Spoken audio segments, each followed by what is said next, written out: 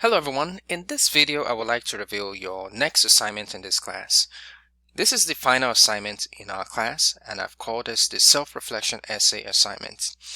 For this assignment there are specifications and there is a purpose. The first thing to note is that you are going to be doing some in-depth reflecting on some of the activities, assignments you've completed as an active learner in this class. Just think of this as looking into the mirror and telling me or telling someone who you are. What do you see? Of course, if you look into the mirror would not lie. It shows you what you currently look like. Now, you have an understanding of yourself better than I do. I always take this activity or this assignment as an opportunity for me to learn about my students as writers, because there's different motivations, different experiences that you've come with, that you've brought to this class, and I like to hear how you perceive the assignment, how you responded to the assignment, and your rationale. If you probably didn't do too well, you can always explain yourself better. Now, I have made a case for the self-reflection essay or self-evaluation assignment. I said in my argument here that you can think of this as journals, blog posts, social media status update, narrative essays, letters, biographies. These are all writing spaces where people engage in in-depth reflecting about themselves or their past.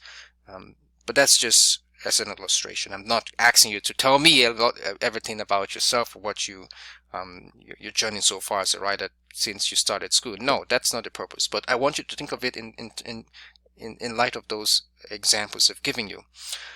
Now, I expect that as students, writers in this class, you're not just writing and completing assignments and activities, just going through the motions of doing so, but I expect that you stop to reflect about maybe certain mistakes, certain understanding, certain achievements, because when we do this, of course, when we recognize our mistakes, we are able to capture our mistakes, then it's expected that we will learn from them and not repeat them. So that's the whole goal of reflecting. When you reflect, you're able to respond better to events that would happen in a similar situation. And that's my hope, that in taking this class, which is a developmental writing class, you will have learned some skills and you will be able to use those skills in English 101 and 102 and perhaps in your future occupation or career. Now, the specifications are outlined here. I said the first step you need to do is to make sure you review the course calendar. The other, which is the second step, is to also review the syllabus.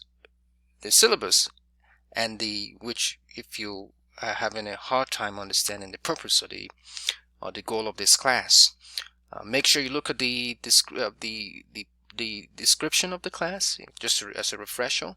And also, the third step is to reflect on some of your discussion board posts, individual assignments, collaborative group projects, feedback you've gotten from me, your instructor, and even your response to feedback. Then I also want you to write reflectively about your experiences. You want to do this, if it works for you, write in longhand, maybe on a journal, on a notepad or legal pad or notebook, whatever. I think that's a good way to start off writing reflectively, and then you can transfer that by typing. Okay, so I've given you here a short description of pretty much what I'm expecting.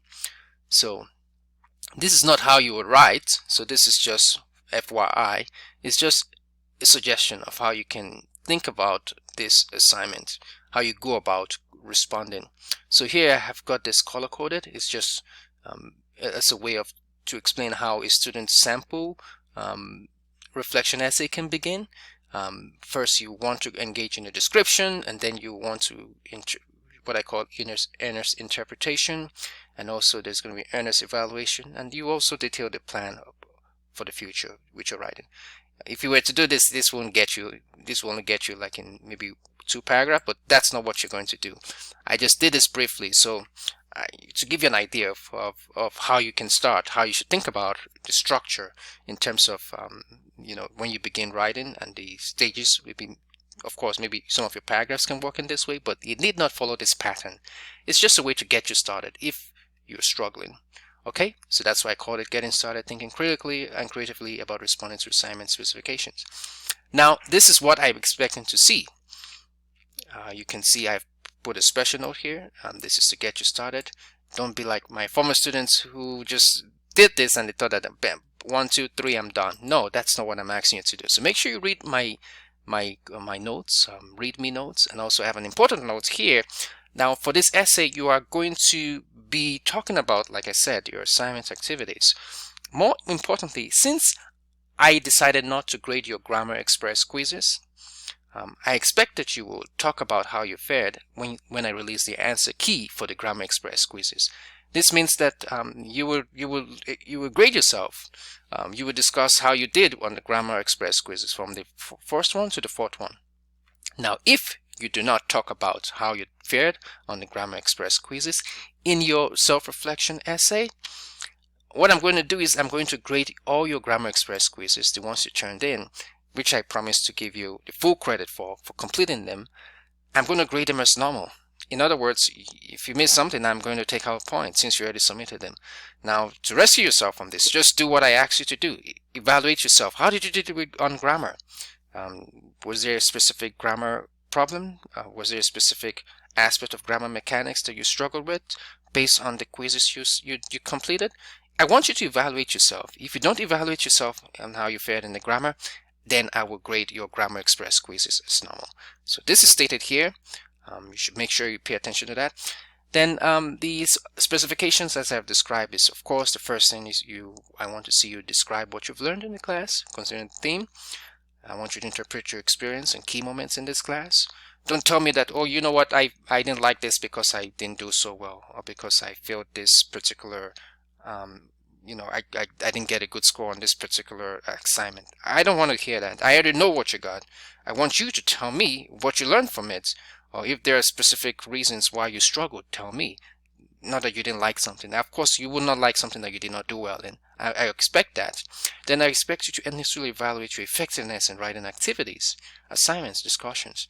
So the specifications are outlined. Then also, of course, tell me what's your purpose, your plan for the future of your writing needs as you go into English 101, which is my hope, or maybe go into 102, or maybe you also do other things regarding your future with writing. What is your hope? What is your plan? What have you learned? What do you intend to learn in your future writing classes? Then here I have some recommendations and some thoughts. Make sure you read that. The formatting as usual stays the same. If you've been completing and submitting assignments in this class, you know what I want, you know what I want to see, and you know what I don't want you to do. Of course, put your name. That's important. Some of you are still not putting your name on your assignment. But make sure you review the formatting instructions again if you're not clear, but you should be clear to you if you've been turning assignment in this class. Then we've got when the assignment is due. Okay, and it's just due on the 13th. It's what, 50 points, and it's 3 to 3.5 pages. That concludes my review of the self-reflection essay assignment. Thank you.